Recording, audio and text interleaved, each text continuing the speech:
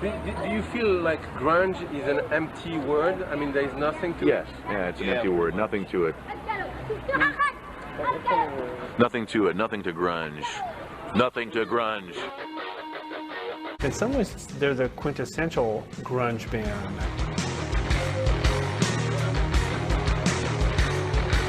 When she woke up, she had a chainsaw, running through the woods in the field. They were the combination of musical ingenuity, musical fluidity, a sense of humor, a sense of style. But I mean, they really were as charismatic a band as any that were ever on Sub Pop. Like TAD, the band, they kind of took on this character. Like there's TAD, the person, and then there's TAD, capital letters, TAD. Hello people, my name is Gary and I play washboard. My name is Kurt, I play bass. TAD, I play with myself. Without TAD, to me there'd be like a black hole or a gap. It's like, well, where was like that really intense, the rawest of the raw? They were the heaviest and the meanest and the darkest sounding band of the scene, and I think that influenced a lot of people. It was a real miracle band, a garage band that never grew up.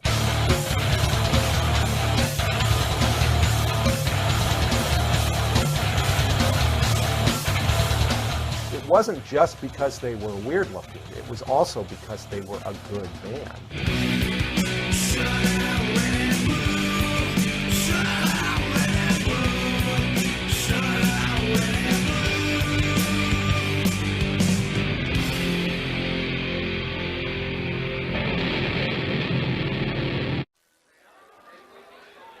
It was late '88, early '89, and there was this regional sound in the air, and we felt like we were part of the select group of people that were allowed to document it.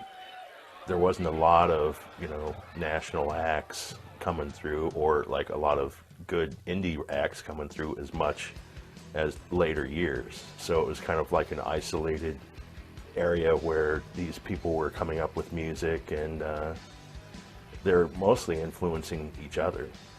Not being too self-conscious about what they were doing. That was the best thing about it, was bands wanted to just, they had a very clear artistic vision, and that's what they wanted to pursue. It wasn't like trying to think of what would get them signed or what would get them attention or what the fans would like. It was more about what, people were very much doing the music that they wanted to be doing, making the records that they wanted to make. The whole grunge scene was really just an extension of rock and roll hype that has been going on since, the Colonel and Elvis Presley, and even before that. Into one word, grunge, it's like all new wave bands sound alike, or all rock bands sound alike. And then one day the devil came and said, we'll pay you guys more money to play Satan rock. So we began to play satanic rock music, and it's something we do, but it's not like, we don't take it home with us. We just leave it at the office.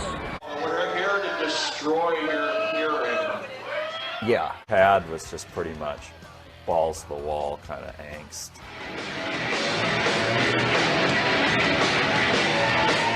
I remember seeing TAD at a show at one of the clubs in Pioneer Square, and the sound was literally so heavy that I felt like I was having a heart attack or something, because it made your chest cavity actually beat. TAD is so loud, just so heavy. We would play so loud that I would almost pass out.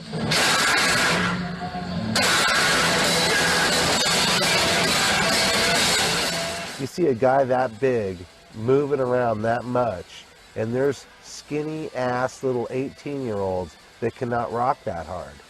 Not only that, but you put in between it the onstage banter.